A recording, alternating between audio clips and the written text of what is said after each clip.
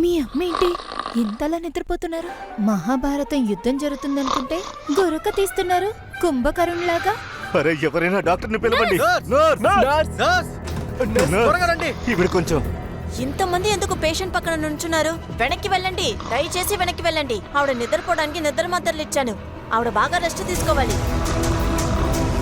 నిద్ర మాత్రం ఇచ్చారా? అరే ఇషా వదిన మొహం చూడక ముందే పెద్దమ్మ పడుకున్నా సరే ఏంటి? థ్యాంక్ గాడ్ అందరు తప్పించుకున్నాం. కానీ మనం ఇంకా ఎన్ని రోజులకి తప్పించుకుంటాం?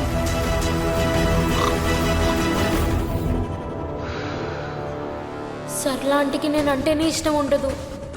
ఇక నన్ను చూసిన రోజున ఏం గొడవ అవుతుందో ఏంటో. తన మరిది కొడుక్కి పెళ్ళయింది వేరే ఎవరితోనో కాదు నాతోనే అని తెలిస్తే